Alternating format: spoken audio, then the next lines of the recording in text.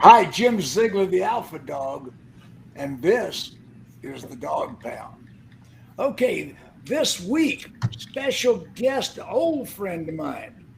I mean, well, he's not that old. He's old enough. George Berridge. Hello, George. Hey, Jim, thanks a lot. I guess it is old. I think I've known you for about 30 years, so we'll classify that as old. Yeah, I knew you and your hair was brown. Where did we first meet, George? Car dealership in Indiana. I think we first met a couple of stores, and then I think later on in '96 we got to have a great relationship at ProMax. ProMax.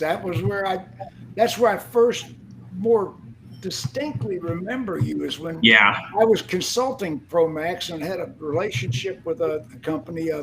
You guys were writing me big checks. That was an interesting and great relationship. And I remember after we had some dynamic things, and then we jumped right back into our relationship. Okay, yeah, that's a fact.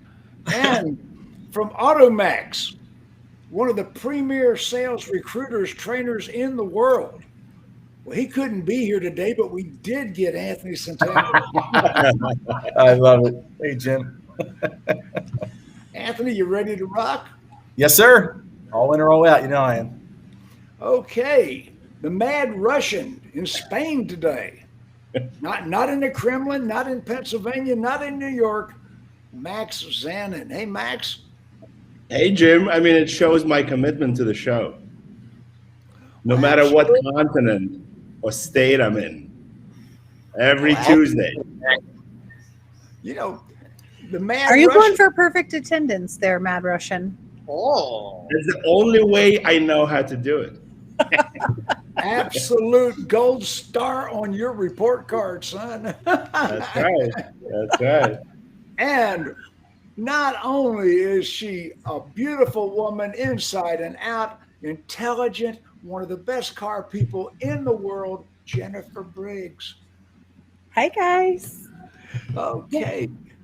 And let's see if he's got his technology working. No, I'm good now. I got technology and everything working. Okay. I mean, this guy cuts it right down razor thin. Patrick O'Brien.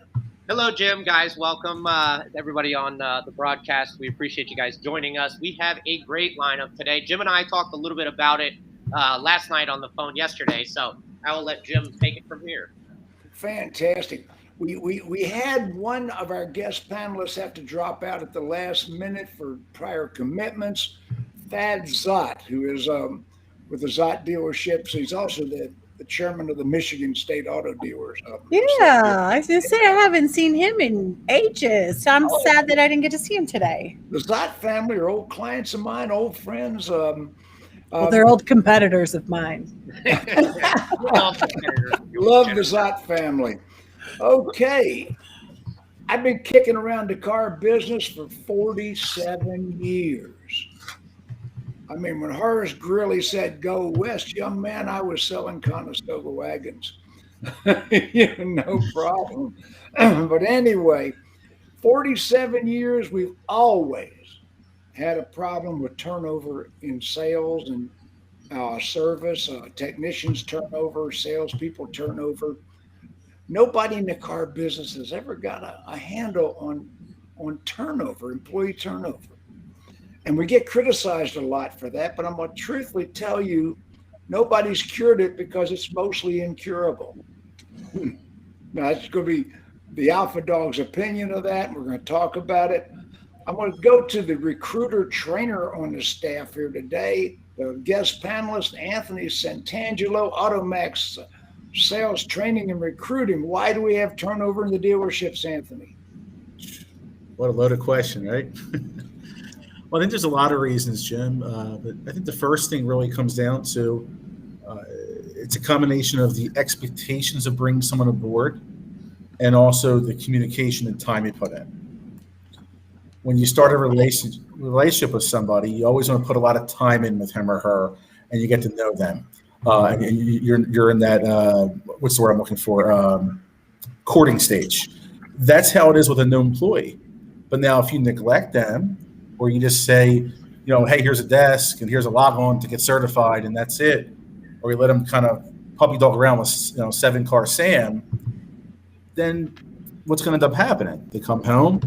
How's your first day? Well, I don't know. You better keep that resume up on Indeed a little bit longer, and they don't quit that first day, but they end up leaving 3, 4, 7 weeks later. But so your solution, and I could have predicted this since you were in the training and recruiting business, is more training. Yes, but that wasn't where I was going with it, though, Jim. It's more about taking the time and explaining to your new hire what the process is, the expectations moving in. Are you introducing him or her to every department? Explain to them, hey, look, this is what they do. This is what we do. All those different things. And then are you also taking a TO with that new hire at the end of the first day? I mean, what's the old school way? I mean, tomorrow's my 24th anniversary in the car industry. I started September 8th, 1997. So I'm not 40 something years like you are, Jim, but how was it back then? If you don't TO your customer, you might as well follow them right out, hack your shit and get out, right? Type of thing. Well, why don't you start TOing your employees the first day? How was your first day? And when they start telling you what they think you want to hear, oh, it was great, boss. Stop. Talk to me like you know me. You're not gonna get fired. Tell me exactly how you feel. Just speak your mind. Well, and then let them come through. That should be done at a GSM or higher position with all of your employees in the first day at any level, sales, service, accounting, detail.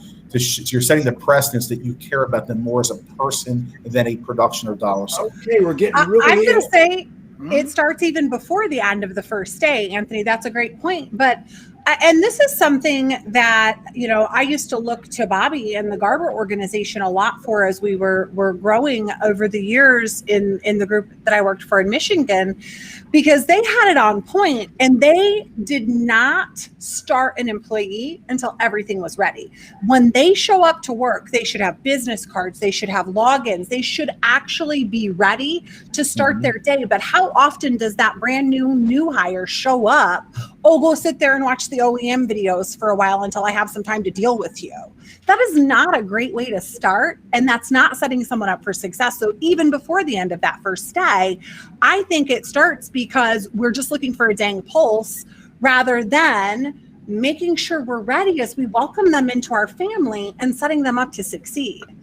I agree with you, Jen, 100%. And for dealers and GMs and GSMs watching, if you want to take a best practice from the dealership, you should look at Ashley Church at Volkswagen and Marion, because Ashley has all those things set up. Business cards ordered, logons are set up. Their business pages on Facebook are set up for Volkswagen and Marion. She has all that in place before their first day. With that, that's a wonderful best practice. 100% agree with you.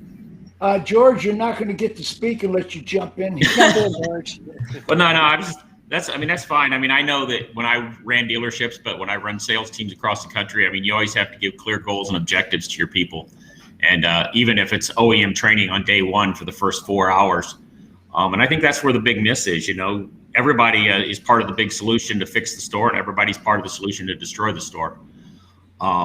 So it's important that, if we need to have them OEM trained, but at the same time, don't just stick them in a room by themselves and never touch base with them till 2:00 in the afternoon. Have a training agenda when they walk in the front door, whether it's having their business cards ready, or if they, I've seen dealerships where guys carry business cards around that are blank and they write their name on for 45 days, which just drives me crazy. But at the same time, if you give them the clear objectives and tell them what they need to do, and give them the responsibilities on what their tasks are as they become an employee, and then future goals, I think it's a huge thing. And I think that's where the biggest miss is at a dealership. Okay, I can't wait to hear what this guy's going to say. So listen, I'm going to take it a step further, right? So when I wrote my first book, Perfect Dealership, right? The first chapter was dedicated to human resources. It wasn't dedicated to sales. It wasn't dedicated to F&I, parts of service, or BDC. It was dedicated to HR. And here's why, right? When I need my oil changed, I go to a mechanic, right? I don't do it myself. When I need to hire salespeople, I shouldn't be relying on my sales managers or my GSM or my general manager, right? every dealership needs to take an approach where there's a dedicated HR manager whose job is to get qualified candidates, right? That's where it starts, where you design pay plans, you advertise appropriately for certain positions with certain keywords, right? And then you give these people a path, right? A career path, because nobody wakes up in the morning saying, you know what? It's my dream to sell cars.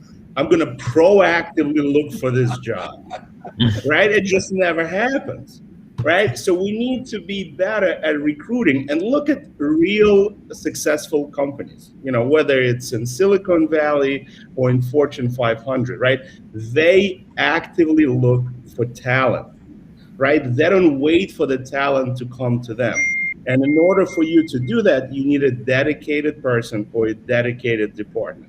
Any other way is almost certain to fail. And that's why I agree with Jim when he said in the beginning that most dealerships have not been able to cure turnover problem, right? Because the schedule is, it makes zero sense. Right? If any of you can tell me, why do we need to work bell to bell the last week of the month? Right? If you have a compelling argument, I'm all in, But because you're improperly staffed for the rest of the month and don't have enough to run a split shift. You didn't make it to your goal already, and you're trying to push as hard as you can just to get to it. I've always wondered that. Hey, it's the last week of the month and somebody's scheduled off and they're like, nope, you're not off that day. Why? What is the last week of the month or the last weekend of the month or the last day of the month change anything based on the scheduling that we put together at the beginning of the month? But don't forget, in that last week of the month, the sales manager is going to get all the salespeople. They're going to huddle around there saying, hey, that customer that we threw out earlier in the month at $350 a month when we were at $400, call him back right now and tell him we'll do it. No, you should have done the deal at the beginning of the month. Then you don't have to worry about these things. But that's another. Or perhaps maybe just have a one-on-one with your team on a regular basis. If you're not having, then it wouldn't create that need at the end of the month to call everybody in. Right. But to Max's point, the hours are insane. And listen, I sat down at this desk at 2:30 this morning. So I have been working already now 12 hours. So I am the worst person to say this, but I would never ask one of my team members to do something like that. They are not invested at that level. And I think so often, and I've talked with our management team because I primarily train managers, and I have to tell them it is unfair for you to expect someone to do the same things that you would do. And I had to learn that lesson early on. But the fact of the matter is we're not getting the most productivity out of them. We're burning them out. And the turnover numbers obviously show that. I mean, it starts in the very beginning. And maybe if we were hiring for more than just a pulse, slow to hire, quick to fire. And one of the things that, Jennifer, like you said, that, let's say salespeople, for instance, or just sales managers versus a general manager, we're not invested at that level. I think that's a powerful statement. And in the way that we, for some reason, as executive managers in this business, we expect for some reason, especially our new hires, to be invested at the level that we're already invested at as the sales manager, as a general manager, as a general sales manager. And they're just not there. They look at it. They're like, well, I get why you're here 12 hours a day. You make $250,000 a year. I'm on a $3,000 a month draw, and I get commission after my first 10 car deals because I'm not certified yet, or whatever the pay plans or whatever the case may be. And I think that going back to Anthony's point earlier is, if we set the expectations properly in that very beginning, this is what we expect of you. Here's what it's gonna look like in the first 30 days, the first 60 days, the first 90 days. I think we would actually have either the candidates that they don't want to do that, so they're gonna bow out on their own, or we're gonna have people gonna say, okay, this is what it's gonna take for me to get to that level to where I can be that invested in it, and I'm gonna put my nose to the grindstone and get business. And okay, now, for years, I have always said the number one reason we have turnover in the car business is not the pay plan; it's spouse pressure. Mm-hmm. Yep. Spouse pressure. Every dealership that I reduce the hours, for years, I consulted thousands of dealerships, and I would cut at least, every dealership I worked with cut 10 hours out of the schedule.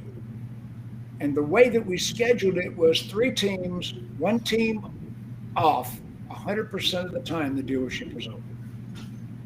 Every time I got a dealer to go with that schedule. And that's managers and salespeople.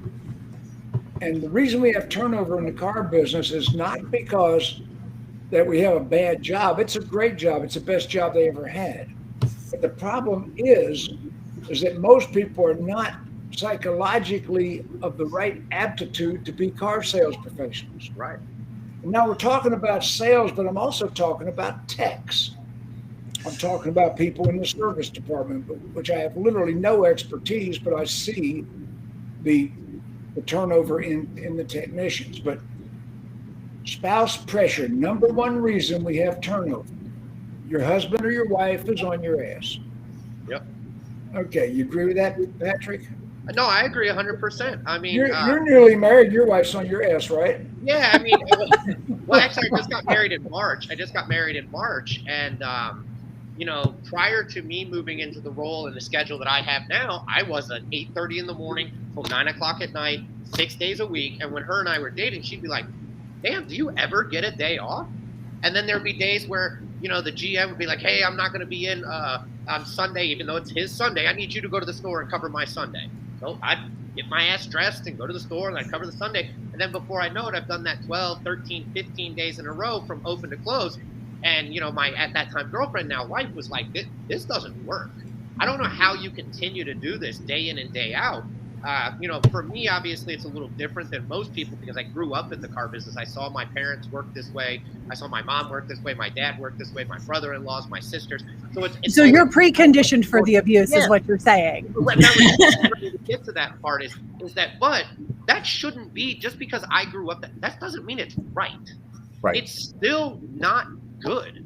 Just because I'm willing to burn myself out because that's what I thought it was supposed to be like. All it did was when I first started the car business, I actually took 5 years off because I had got to a point where I was 23. I was a used car manager, and I was like, I am so tired of working 70 hours a week. All my friends were graduating college. They're going on these cool vacations that I can afford to go on better than they can. I just don't have the time to go do it. And that really started to burn on me. And I was like, you know what? I'm done. And I went and I sold mortgages for 4 years. That was even more hours. So we're not even going to get into that. But, you know. Okay, there's one other reason we have turnover. It's a dead-end job. And there is no advancement opportunity in most companies. The dealer's got 2 or 3 kids. We know where management's going in that company. I definitely can see that, Jim, but I also think that if you are a great salesperson, your advancement is strictly in your commission or in your ability to reduce the amount of hours that you work. And I can't believe there are some stores out there. I think one of the viewers had said, hey, I was selling 30 cars a month and then got burnt out. Well, listen, if you give me 30 cars, I don't care if it takes you 4 weeks or 2 weeks. Exactly. If you want to do it in 2 weeks and you still give me 30 cars, I'm going to find a way for you to do it. Yeah. But instead, we're asking for this mindless loyalty instead of setting up a system that encourages our people to succeed and helps them to achieve those numbers and not lose their minds. Well, and that's the thing, you know. And I look at a lot of, especially here. Like I don't know exactly how it is everywhere, but like in Metro Atlanta, car dealerships here are open Monday through Sunday.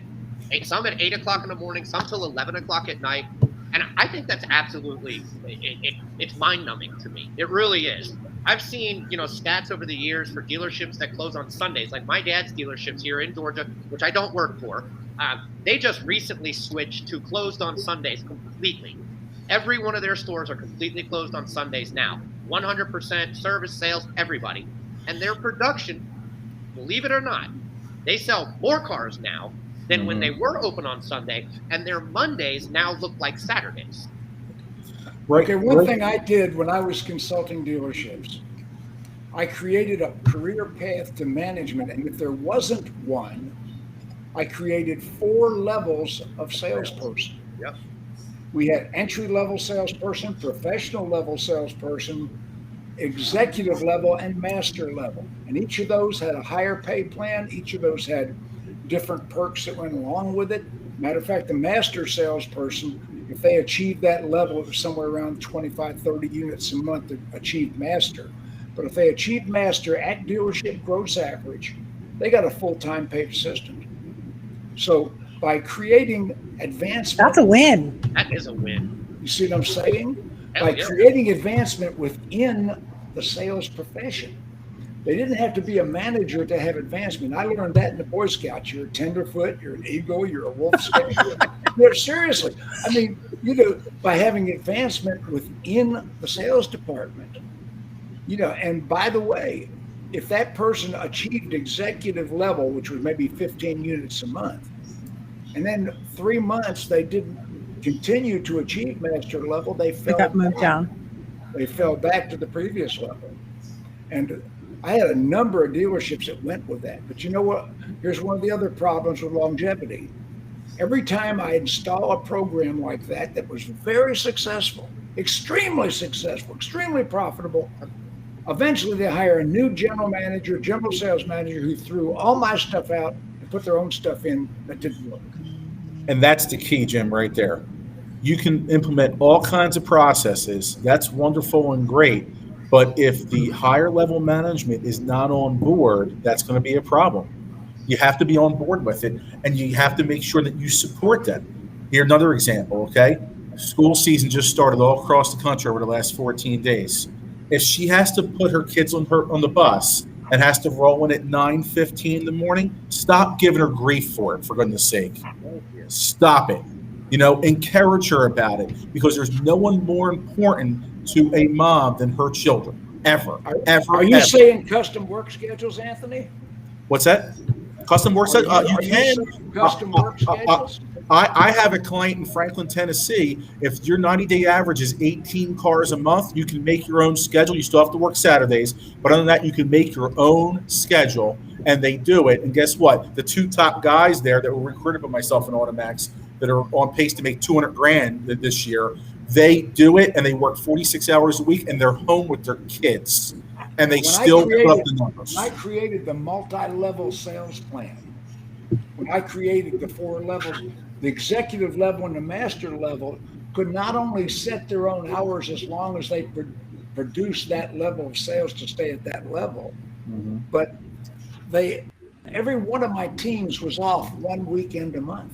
I love that. I love. I think every one of my teams was off 1 weekend a month. Yeah. And by the way, the last weekend of the month, all the teams were on. And we also, Jim, when I interview a lot of people that are serving our country, they're in the reserves. And for those who don't know, when you're in the reserves, you have to commit to 1 weekend a month, and there's 2 weeks in the summertime that they're away for their drills, and they have their schedule a year in advance. Hire them. Yeah. Hire them.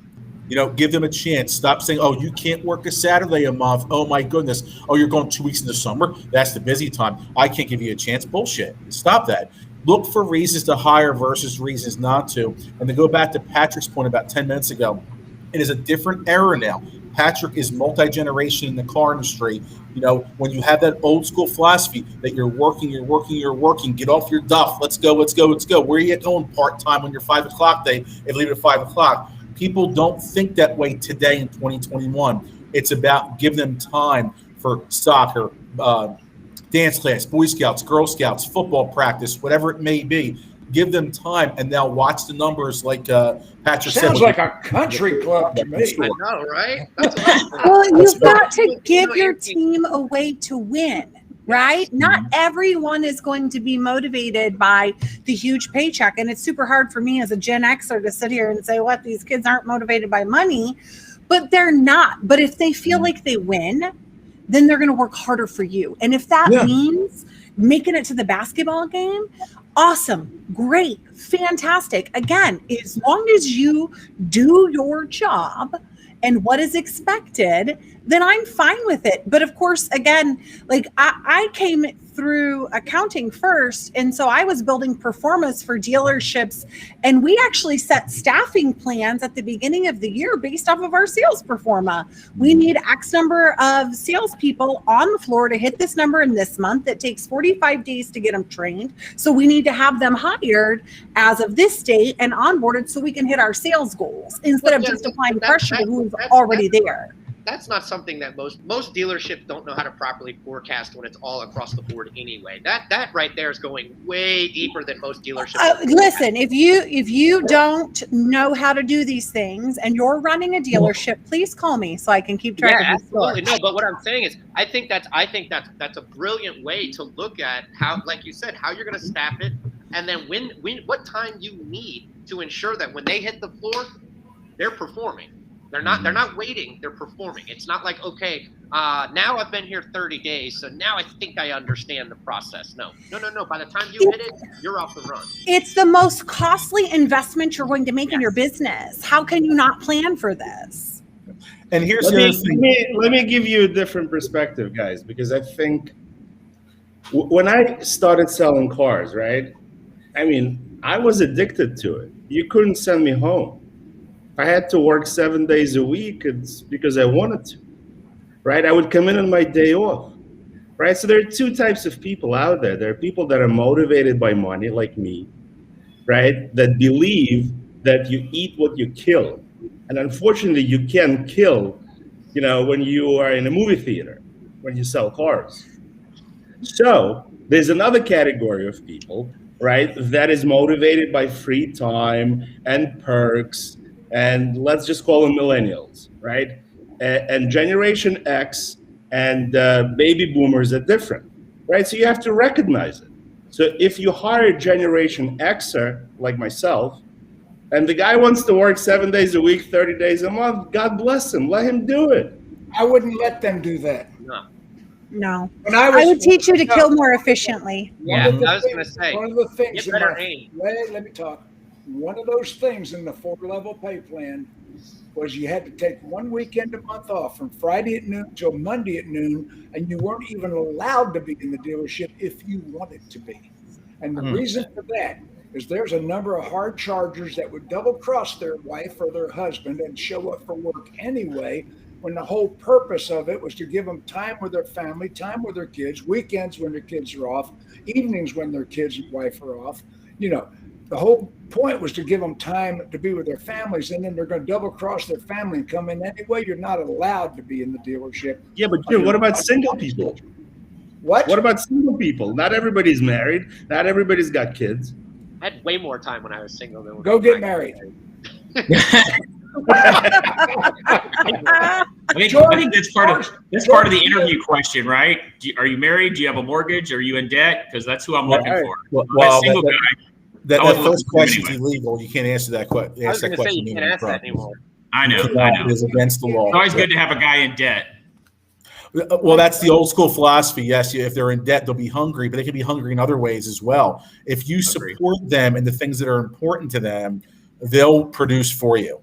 And that's what it comes down to. And here's the other side too. There's a huge difference in the onboarding process of somebody that's 47 years old and has his daughter about to enter a freshman in college and has a teenager in 10th grade and has a 4th grader that's 9 years old versus the kid that we're giving an opportunity to that lives in mommy and daddy's basement rent free.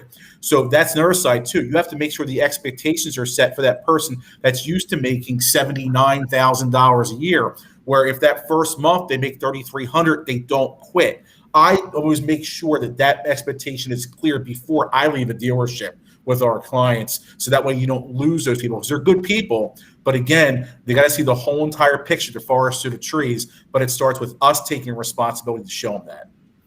I used to think obviously back when I was single, that there was like a single bias going on in the workplace. It's like, John will come up to the manager and say, hey, listen, my twins are in a play tonight, and I need the time off. All right, John, you go ahead. When I was single, I'd be like, hey, what if I have twins in the hot tub tonight? Do I get the day off? You know what I mean? It was always, I always thought there was like this weird single bias going on, and then I realized it really just came down to they asked. And you didn't. I just kept working and working and working, and then finally I was just like, I can't do this shit anymore. Mm-hmm. Okay, but I think people are afraid to ask. People, yes, it's not about the money.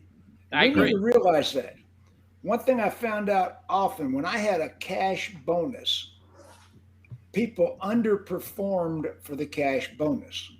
Number two, when I gave away merchandise, they overperformed. When I gave away a big screen TV for the contest of the month, the big screen had more motivation than the cash. If I'd have given them the $2,000 that would have bought the big screen. Yeah. Right.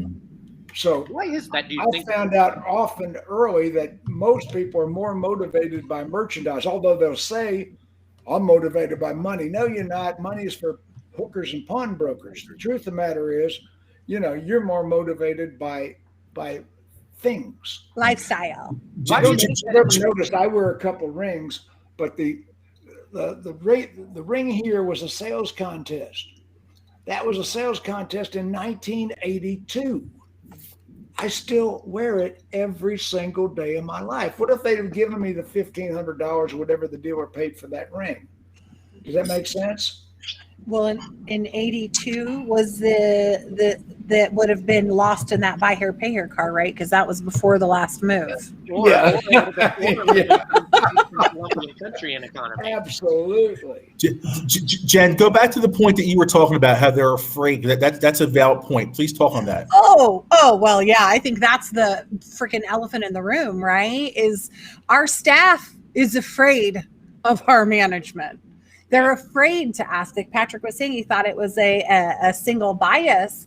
But I mean, honestly, if you go up to even to ask a simple question, and this goes back to the infrastructure and a training plan and making sure that we're ready.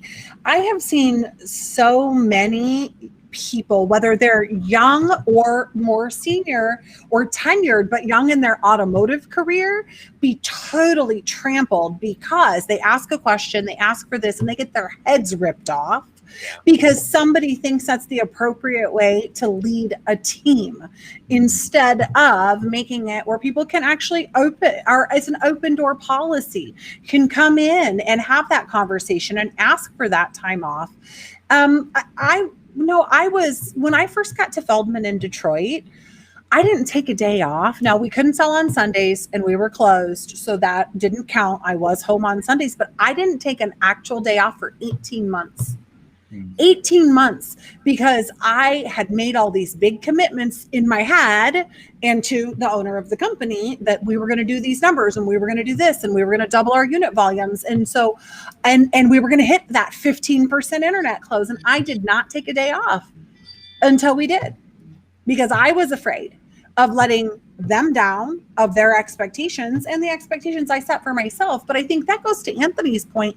If you just take a little bit of time to actually get to know your team and find out the things that are important to them and how you can motivate them, or I like to call it inspiration, to inspire them to be better, to strive to hit their goals instead of just being a slave driver.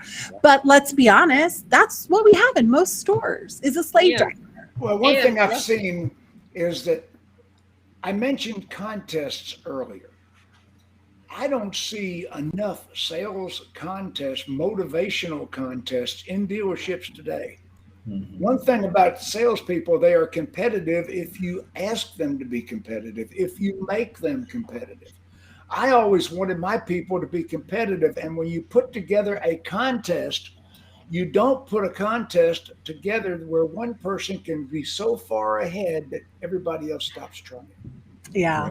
You don't want to put, my best contest ever was little kids raffle tickets. Like you see at a little kid's Halloween carnival, this one's got the same number as this one, you know, the little raffle tickets. I'd buy a roll of those and I would make up contests on the spot. Okay, we got a 200-day unit out here. I'm going to put 5 tickets in the raffle on it. Anybody who sells that unit gets 5 tickets. And I sort of got that from watching my little son, Zachary, when he was small at Chuck E. Cheese's. Kid's running around with 50 million tickets in his hand. Oh, my God, he's won a Rolex. He gets a plastic whistle. Right. salespeople are the same way. Tickets. You can give them all the tickets in the world. And I would have a big screen would be the first prize. Something else would be number 2 prize. I'd have like 4 or 5 prizes. Then we'd have a drawing. And the guy or the woman with 1 ticket still had a chance to win. Mm-hmm. Even though they didn't have as many tickets as the ultra performer, nobody ever ran away with the contest. It was always that. Jim, one of the things I recommend to dealers is when you have a pay plan, mm-hmm. set aside so much in your budget doesn't cost anything from the net profit, and let each new hire in all positions, including accounting and detail, text writers, management, everything, they choose what they want in their pay plan to a certain extent. So if it's money, great. Okay, if you achieve your goal, we'll give you an extra nickel or $2.50, whatever it is. Or if you achieve your goal, guess what? Your son or daughter has practice Saturday morning, we'll see you at noon. Let them custom design a small portion of their pay plan. So that contest, they're only competing against themselves for something that they actually won. They win their own raffle, so to speak. Yeah. I remember the cash bashes Toyota had. Mm-hmm. When I sold Toyotas back in the day, yep. I mean, they had cash bashes, and the cash bash would be 50 envelopes on a board.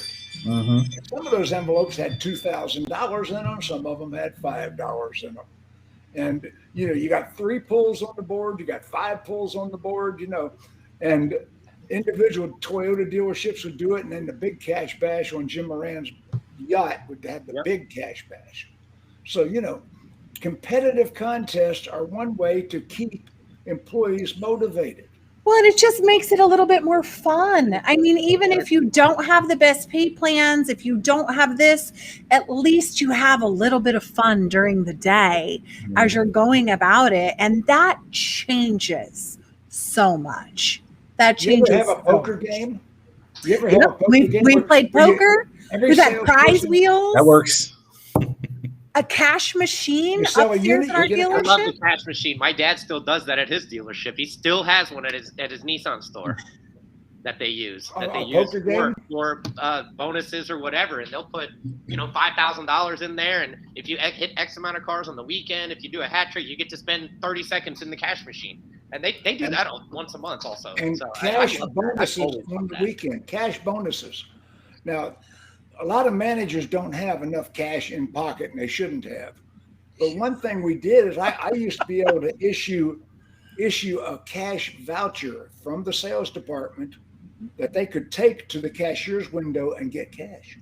That's cool. So when I first started, of course, I was in accounting, and I started as an accounts payables clerk, and I managed the petty cash. And so our aftermarket whips, they would turn their vouchers in, and every day at 3:00, because the dealership was starting to get busy, I would actually go out with hands fanned out full of cash, wave them around, make a big deal about it, and pass out those cash spiffs that day. Customers got excited, salespeople got excited, and if I didn't stop at your desk, You tried to get more excited so that maybe you would come by.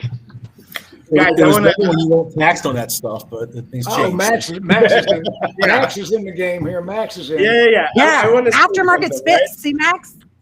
I want to say something. Yes, aftermarket spiffs, 100%.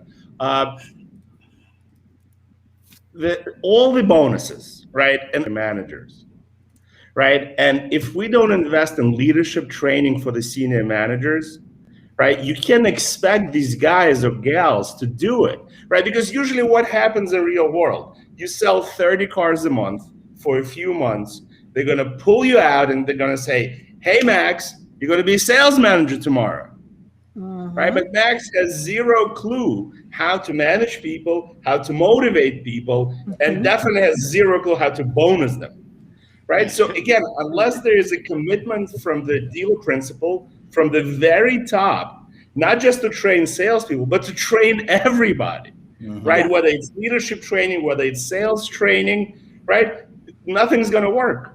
Right, we don't exist in a vacuum. Right? Salespeople depend on sales managers, and sales managers depend on salespeople. But somebody has to actually put dollars on the table and say, I'm going to send Patrick to school. I'm going to send Wait Jennifer. Wait a second. There are very few to no sales management courses out there. And I was watching the internet the other day, and there's some hillbilly that's never been a sales manager trying to teach people how to be a sales manager. Character's got 100 videos on the internet. Well, listen, do some research, before you send it. No, but Max is 100% right. You've got to make that investment. If your name is on the side of the building, I mean, ultimately, it's you. You're the one who is responsible. And we talk about culture. Almost every show, I feel like it comes up. But again, and this is what Jim said, there's not been a solve yet for turnover. You've got to understand that it's not your people, it's you. And if you've not made that investment, if you've not planned, if you have not set those things into place, then ultimately it is the most costly thing. How much does it cost? Turnover costs like 88,000 per person a year or something like that. I don't know. It's ridiculous. And that was a couple of years ago, Steph. I hope George Berridge realizes this is a free-for-all. I've been wanting to jump in. We started talking about service briefly, and we ended up jumping back into sales. I started in the service industry side of, I was a service advisor, a lot porter. I did every role in the back end of the car business. And it always shocked me that I was the service drive manager at a Ford dealership. And I had 5 service advisors, and my owner came out and said, "George, you're too young, so we're going to promote a sales manager to be the service director of our store." And he goes, "I need you to teach him how to handle service department." So immediately I said, "Well, that's not going to work. I'm going to go to the other Ford store across town."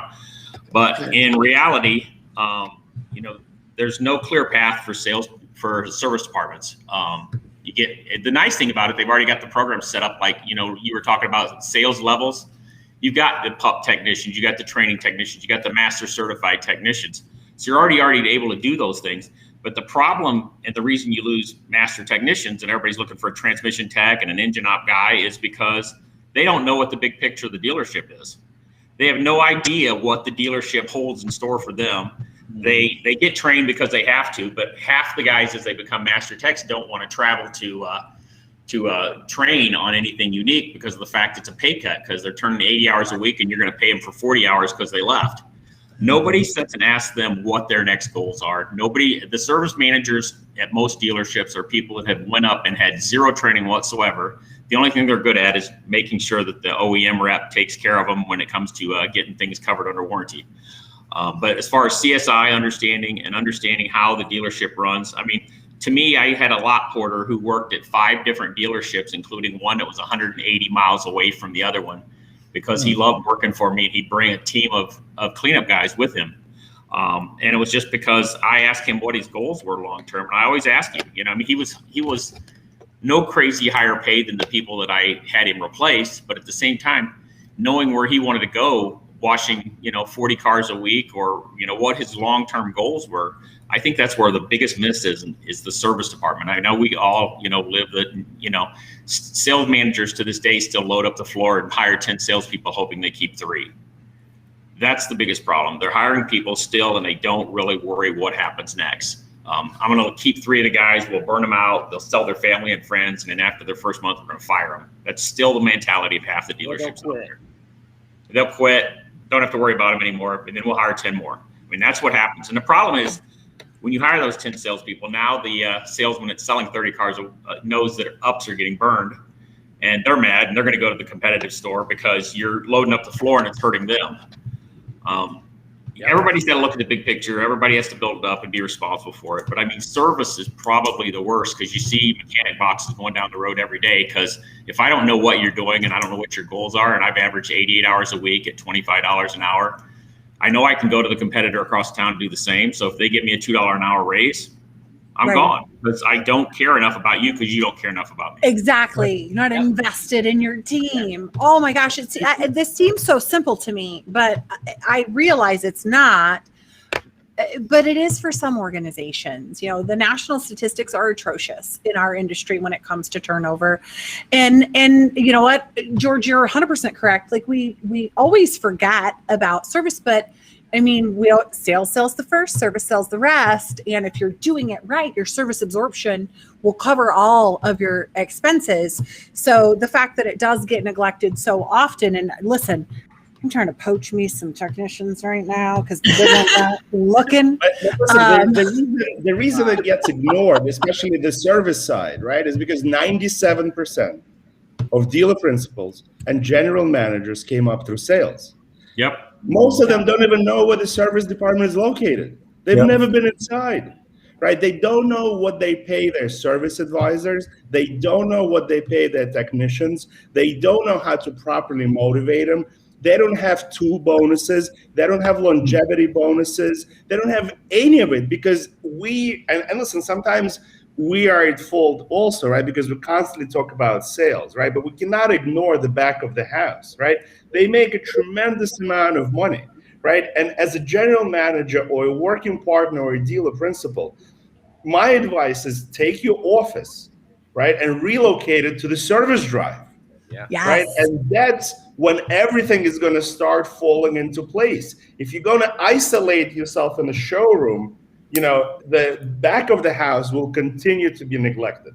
Yep. That'll break down the difference between work. Let's talk about that a second. Now, one of my principles when you're managing a dealership is when a new hire salesperson, Anthony, comes on, I want the sales manager or the general manager or the shop foreman to take that salesperson around the service department and introduce him to every tech. Yeah. This is John Jenkins. He's a master certified tech. He's been with us 12 years. He's been to this school, this school, this school.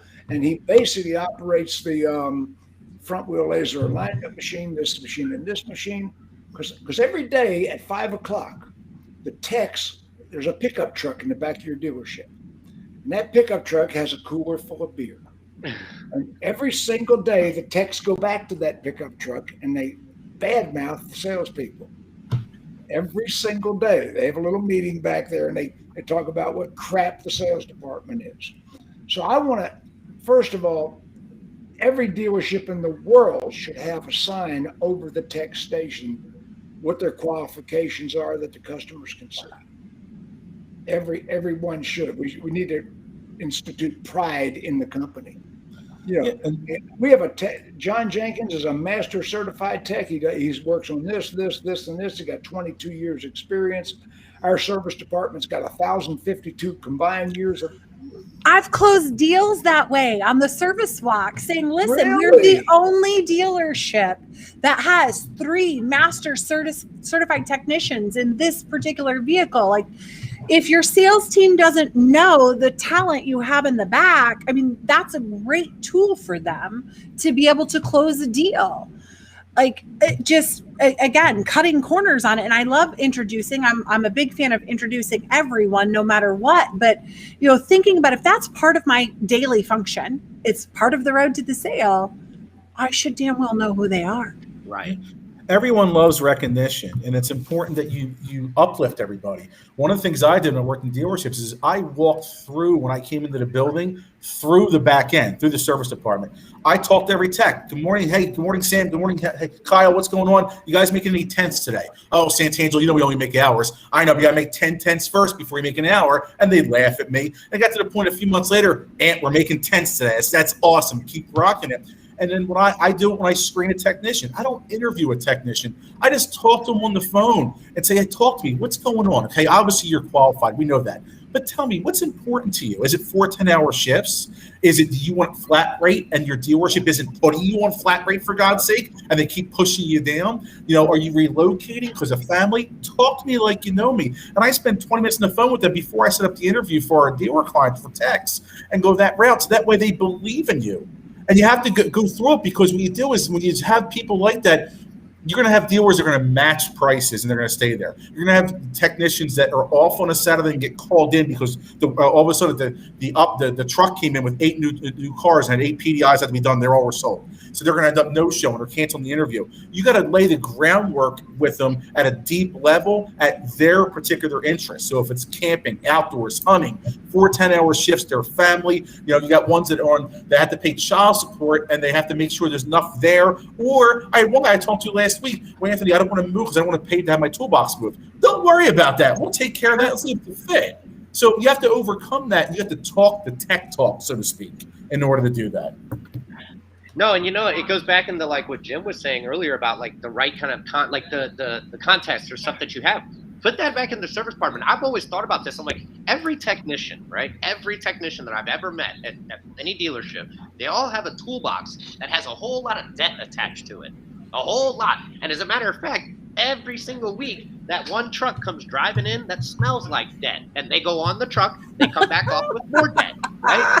So why don't we incentivize these guys with some kind of thing that helps them pay off that tool debt so that if they do want to leave or if they do want to go somewhere, they have the availability to do that because they're not tied down to this tool debt that they're carrying with the dealership they work at. You know what I mean? So let's be more creative, as Jim was saying, with the way that we incentivize the employees, especially because we're always desperate for technicians. Let's figure out a way to incentivize these technicians to show them why we're the better dealership for them to come and be a team member. What a great idea. Yeah, Patrick, what a great idea. Patrick, I used to do that I used to do a Snap-on tool contest every month for my dealership, but the service advisors and the sales managers and the general manager also voted on it. But we gave $500 a month to Snap-on, and you couldn't win it every month, but you could win it once every quarter. It's not just taking the debt away; it's giving them freedom now. Yeah. So they don't feel like they're stuck. Yep. Now, of course, but it came with an award too. It wasn't just a $500. It wasn't just a $500 Snap-on tool payment. Then we had to change it where it was Snap-on and Mac. But it didn't matter to me whose bill we were paying off. But then we gave them an award, and they could win once a quarter. But all the mechanics voted for this award too, so they were voting for each other. Right. It was interesting. You'd see pups that would, an oil and filter change guy would get, of the month, and he could actually buy his first tools rather than borrowing others. It was a great thing. Now we're talking techs. Let's talk service writers. Let's talk client advisors. I have seen dealerships, and I'm not a service consultant, but I've seen dealerships have contests on who sold the most windshield wiper blades. I mean, I've done that in my training with stores. So yeah, the windshield wiper things is crazy. If there's a Chrysler Dodge Jeep store not selling wiper inserts, 75% of their customers, it's just one of those things. And an easy contest for a service writer. Who has the largest increase of one-line customer paid ROs from month over month? And then you have an award or you have some kind of bonus in it. The easiest way to increase profit in your service drive is to increase one-line customer pay ROs. That's one of the easiest ways to do it. So why not incentivize people to focus on that thing? Okay, so look what we've done here. We went from hours, which everybody talks about. Everybody talks about, we got to reduce the hours. We've got to reduce the hours. Okay, that's a fact. But now we're talking about motivating the people to keep them, which nobody talks about that. Look where our subject matter has gone here. Well, they've got to start treating them like they're humans and not like it's a pulse, or it doesn't matter which department it is. If you treat your staff like they're disposable and take zero interest in them, they have zero interest in your success. That's right. It's that simple. Well, there's another side to everything the reason we have turnover in the car business is we're not hiring the right aptitude people. I am a strong believer in aptitude testing. Now, there's a couple of them. I use Omnia out of Tampa because I have a financial investment if you buy them. Anyway, I use Omnia out of Tampa, but I have been developing Omnia for 35 years to have an aptitude test for every position in the car business. Yeah. So you hire people with the wrong aptitude. There is an aptitude of person who is best suited to be a service writer, and another aptitude of person who is most suited to be a salesperson. And you shouldn't hire a person who is not acclimated personality-wise to do the job you're hiring them to do. We're matching up square pegs and round holes. So Jim, is Omnia is who you're recommending for folks to look into for these aptitude tests? Yeah, because I am financially involved with them, but it's not enough. I tip waitresses more than I get. Listen, I know you don't do business with people you don't believe in. I'm just trying to write it down. The reason I've been doing business with Omnia is because 30 years ago, they tested me. And they said, "My God, you are off the charts." I said, "Yes, I am. You are aggressive. You're amiable, affable. You're friendly." They closed that right away. They said, "We want to use you as our sales aptitude." So then I started working with Omnia, developing other aptitudes, and then we found out people that were like service writers that I have no expertise. I introduced them to people that had the expertise. So over the years, Omnia has developed positions for every position in a car dealership, including the controller. I mean, everybody. So 30 years of doing that, they nail it. I've got dealerships that use them religiously, like the Ben Keating organization in Texas. They wouldn't hire an employee that didn't fit the aptitude for the position. I know before I got hired on with Cardinale, I had to take like 4 different tests. Or aptitude tests, personality tests, all these different kinds. Now, again, it's about, they're very serious about their culture, right? And so, but I even remember, I'm like, dang, I was good at tests growing up. And I'm like, dude, another dang test. It gets to be too much. It does. And I get why aptitude tests have a value. But it gets to the point where if you just keep swearing by these tests versus going off your poker reads, off of your character of the person, you can cost yourself a huge opportunity in bringing someone aboard. And that's why I can disagree with you on that, and I can respect your right to be wrong. But still, no. Oh, golly. I think that part of it is not just about finding what hole they fit in, but it also, as a leader, will help you know how to manage and motivate and lead that person. And that was when I messaged my old boss and was like, really, another one? And he's like, I have to make sure that I'm a good leader for you. And this is to help me understand how best to do that with your personality and your background and your experience. It's not about you, it's about me, because I want to make sure I do a great job being that motivator and that leader for you. That's the part I like about the aptitude test, Jen, is that you're doing that so you know how to manage that person to get the most out of them. That's a good best practice. But as far as the hiring, the initial hiring, to be able to just totally dismiss someone because they failed the test, like some organizations do, that doesn't work for me at all when someone deserves a chance. There's different I do. And the reason I do is I know there are people out there that I call professional interviewers. Damn, they look good in the interview. Where's that person? Who the hell showed up here? All of a sudden, the person I interviewed, not the one that showed up. I disagree with you, Anthony. I will always say I will not hire somebody that doesn't fit the aptitude for the position. Yeah, but would you hire somebody after one interview is the question. I just knew we were. Would I do what? Would you hire them after one interview? Yeah. No. I would. No, I would not hire anybody after one interview. They might have the aptitude, but do they have the ethic? You could have the interview and still be a thief. There are certain things I have to get a feel for and get that poker read that Anthony's talking about. By the way, Anthony is a top class amateur poker player. But still in all, he's WSOP quality guy. I'm not that level, even though I've been out there and competed there. But I'm not that level. But hey, I win scratch offs, so don't mess with me. But I want to, just for the audience that's watching, whether you're live or on replay, think about that. How many times do you interview someone?